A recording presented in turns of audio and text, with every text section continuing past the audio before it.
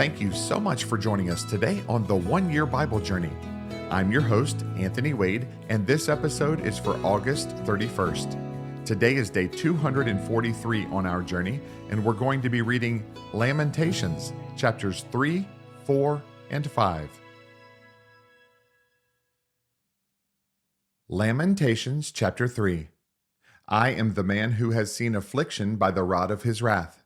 He has led me and made me walk in darkness and not in light. Surely he has turned his hand against me time and time again throughout the day. He has aged my flesh and my skin and broken my bones. He has besieged me and surrounded me with bitterness and woe. He has set me in dark places like the dead of long ago. He has hedged me in so that I cannot get out. He has made my chain heavy. Even when I cry and shout, he shuts out my prayer.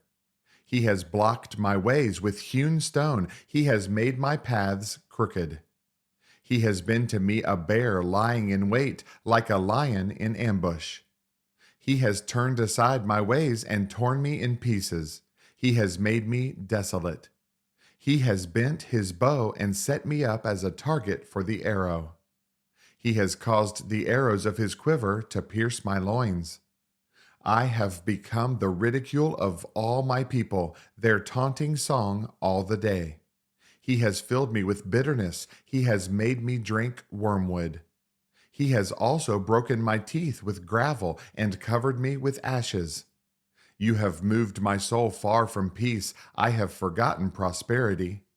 And I said, my strength and my hope have perished from the Lord. Remember my affliction and roaming, the wormwood and the gall. My soul still remembers and sinks within me. This I recall to my mind, therefore I have hope. Through the Lord's mercies we are not consumed, because his compassions fail not. They are new every morning. Great is your faithfulness. The Lord is my portion, says my soul, therefore I hope in him. The Lord is good to those who wait for him, to the soul who seeks him. It is good that one should hope and wait quietly for the salvation of the Lord. It is good for a man to bear the yoke in his youth. Let him sit alone and keep silent, because God has laid it on him. Let him put his mouth in the dust, there may yet be hope. Let him give his cheek to the one who strikes him, and be full of reproach. For the Lord will not cast off forever. Though he causes grief, yet he will show compassion according to the multitude of his mercies.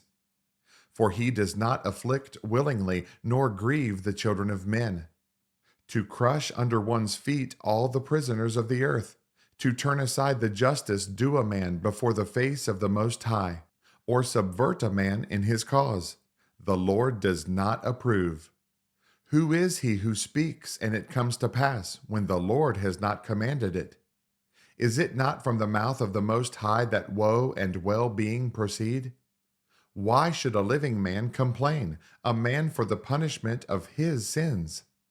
Let us search out and examine our ways and turn back to the Lord. Let us lift our hearts and hands to God in heaven. We have transgressed and rebelled. You have not pardoned. You have covered yourself with anger and pursued us. You have slain and not pitied. You have covered yourself with a cloud that prayer should not pass through. You have made us an offscouring and refuse in the midst of the peoples. All our enemies have opened their mouths against us. Fear and a snare have come upon us, desolation and destruction.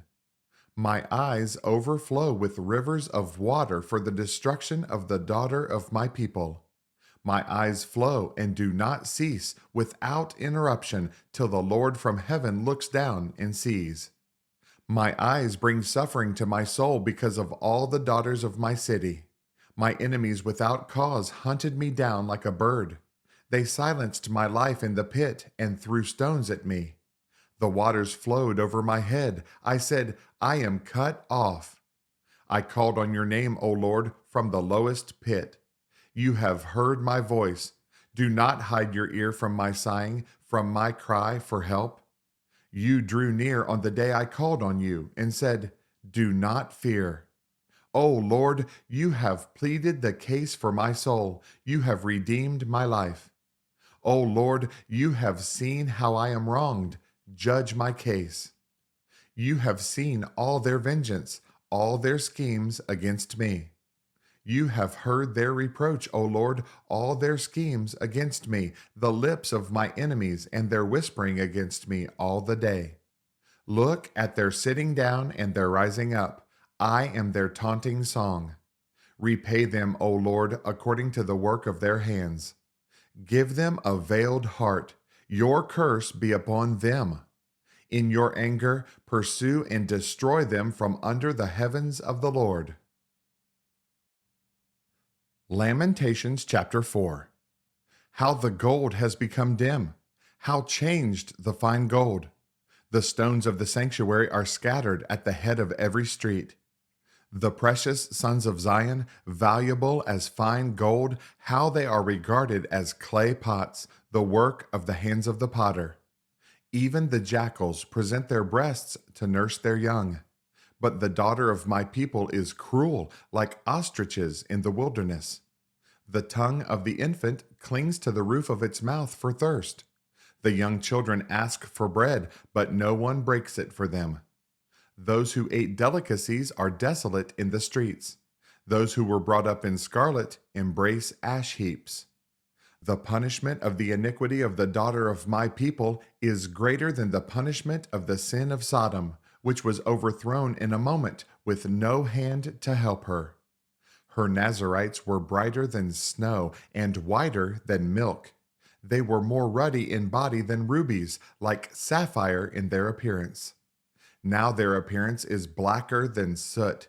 They go unrecognized in the streets. Their skin clings to their bones. It has become as dry as wood. Those slain by the sword are better off than those who die of hunger, for these pine away, stricken for lack of the fruits of the field. The hands of the compassionate women have cooked their own children. They became food for them in the destruction of the daughter of my people. The Lord has fulfilled his fury. He has poured out his fierce anger. He kindled a fire in Zion, and it has devoured its foundations. The kings of the earth and all inhabitants of the world would not have believed that the adversary and the enemy could enter the gates of Jerusalem, because of the sins of her prophets and the iniquities of her priests, who shed in her midst the blood of the just. They wandered blind in the streets. They have defiled themselves with blood, so that no one would touch their garments. They cried out to them, "Go away, unclean! Go away, go away! Do not touch us!" When they fled and wandered, those among the nations said, "They shall no longer dwell here." The face of the Lord scattered them. He no longer regards them.